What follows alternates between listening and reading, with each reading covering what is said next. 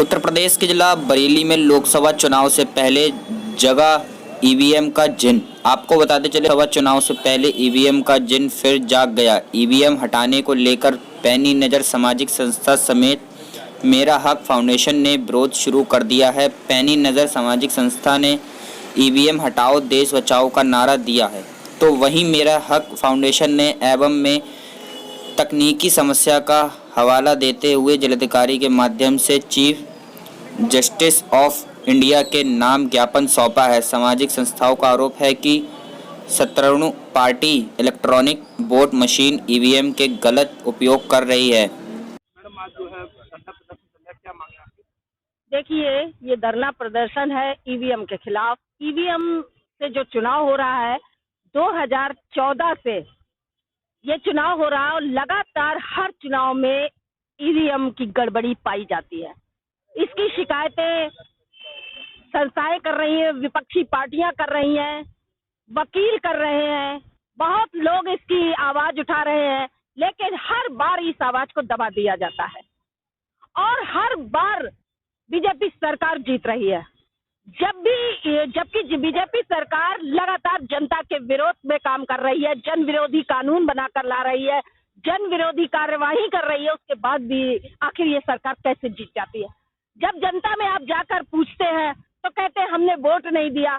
जब वोट नहीं दे रहे लोग, लगातार धरना प्रदर्शन, सरकारी कर्मचारी, किसान, बेरोजगार, देश के जो फौजी हैं, सब धरने प्रदर्शन कर रहे हैं, उसके बाद भी जनता बीजेपी सरकार को वोट कहाँ से मिल रहा है?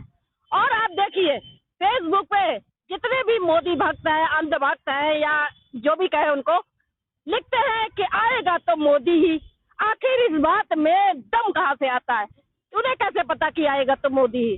उसका मतलब है कि ये 2014 से मोदी मैजिक नहीं चल रहा है, ईवीएम मैजिक चल रहा है, जिसे मोदी मैजिक के नाम से प्रचारित किया जा रहा है। सच्चाई है, आप देखिए, सुप्रीम कोर्ट के वकील भी दिल्ली में लड़ रहे हैं, जिसके वो प्रमाण भी दे रहे हैं, उसके बाद भी चुनाव आयोग जो है कान बंद करके बैठा हुआ है। अब ये मामला सुप्रीम कोर्ट में पहुंच चुका है और आज कई संस्थाएं आज यहाँ बैठी हुई है ईवीएम के लिए कि चुनाव बैलेट पेपर से होना चाहिए। जब देश की जनता चाहती है, जब देश की विपक्षी पार्टियों का मतलब समझते हैं, लोकतंत्र में बिना विपक्ष के लोकतंत्र नहीं होता है।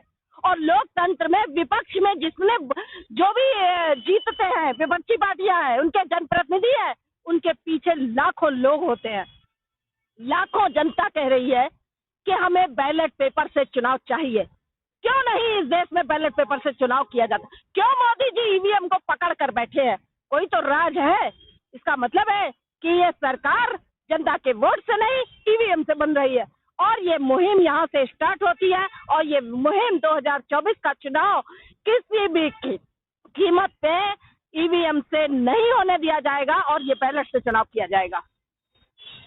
राशिया शबनम, सबका हक ऑर्गेनाइजेशन। क्या मांगे आपकी? मांग यही है कि कितने सारे मुद्दे हैं, एक मुद्दा हो तो गिनाए भी, लेकिन फिर भी जो सबसे बड़ा मुद्दा है वो ईवीएम का मुद्दा है। आप देख रहे हैं कोरोना काल से लेकर अब तक, कोरोना काल जो सबसे भयंकर रूप हमने देखा है उसका, उसके बाद किसानों का मुद्दा, महिलाओं का मुद्दा, महंगाई का मुद्दा, बेरोजगारी का मुद्दा, फिर आखिर ऐसी क्या बात है कि हर बार ये सरकार दोबारा आ जाती है? तो कारण यही है कि कहीं ना कहीं कुछ गड़बड़ी ईवीएम में है। तो हमारी सभी संस्थाओं की मांग ये है कि इस ईवीएम को हटना चाहिए और बैलेट पेपर से चुनाव होना चाहिए।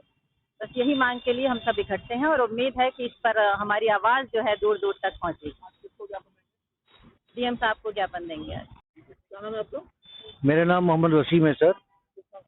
मैं मंडल प्रभारी हूँ इसका मानवाधिकार जो आयोग मानवाधिकार संस्था जो है प्रहरी। क्या मांगे आज आपकी? देखिए, मांग मेरी नहीं, मांग पूरे भारतवर्ष की जनता की है और मांग सिर्फ इतनी सी है कि जो चुनाव हमारा हो रहा है, उस चुनाव के ऊपर हमें भरोसा नहीं है, क्योंकि वो चुनाव का जो माध्यम है वो इलेक्ट्रॉनिक वोटिंग मशीन है। इलेक्ट्रॉनिक वोटिंग मशीन के 3 पार्ट्स हैं, जिसमें बैलेट कैरेंसी यूनिट है, कंट्रोल यूनिट है। तो बैलेट यूनिट के लिए पहले ही हमारी सुप्रीम कोर्ट 8 अक्टूबर 2013 को एक डिसीजन दे चुकी है कि जो बैलेट यूनिट है उसके साथ में एक जो है वीवीपैट लगाया जाए। वीवीपैट इसलिए लगाने की कहा था कि वीवीपैट के अंदर जितनी पर्चियां आती हैं उसकी काउंटिंग हो और साथ में जो है वो इलेक्ट्रॉनिक मशीन जो है उसकी काउंटिंग हो, जो हमारी कंट्रोल मशीन है उनकी काउंटिंग दोनों को मिलाया नहीं गया। रिजल्ट ये आया उसका, उसके अंदर हजारों का फर्क आ रहा है। मतलब असम के अंदर एक बूथ के ऊपर केवल 90 वोट थे और वहां पे जब काउंटिंग की गई तो वो वोट निकले 178 के आसपास। उनके 5 अधिकारी को सस्पेंड कर दिया गया। तो ये कहाँ से आया?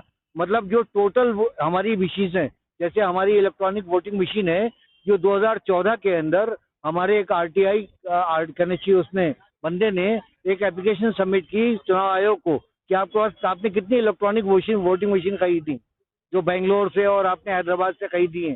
तो उसने बताया कमीशन ने कि आप वहां से 10 लाख के आसपास वहां खरीदी गई। दूसरे ने बताया हैदराबाद वाले ने कि उसके पास जो है 10 लाख के आसपास वहां से खरीदी गई। वही उन्होंने दोनों ही कहना चाहिए संस्थाओं को जब चिट्ठी लिखी और आरटीआई में मालूम किया तो मालूम पड़ा 19 लाख और 19 लाख के आसपास दोनों ने खरीदी। चुनाव आयोग से पूछा आपके पास तो 20 लाख मशीनें, बाकी मशीनें कहाँ हैं? वो गायब हो गई, जिसका ब्यौरा आज तक नहीं है।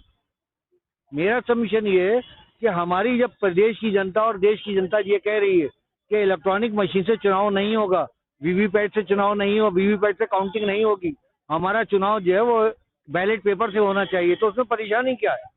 उसमें खर्च भी ज्यादा नहीं है। और दूसरी चीज, मैं सबसे बड़ा खिलाफत में हूँ कि चुनाव एक दिन में एक पेज के अंदर क्यों नहीं होता, 6-6, 5-5 पेजेस में क्यों होता है? हमारे पास फोर्स की कमी है, हमारे पास पुलिस की कमी है, हमारे पास सारी चीज अवेलेबल है। अगर एक ही दिन में चुनाव हो और एक ही दिन में काउंटिंग शुरू हो तो कोई दिक्कत नहीं, कोई मार के लाल गड़बड़ी कर सकता है। और इलेक्ट्रॉनिक वोटिंग मशीन जो खरीदी जाती है वो केवल 3 इलेक्शन के लिए काम करती है, चौथे में नहीं कर सकती। कितनी महंगी खरीदी जाती है ये भी आप समझ सकते हैं।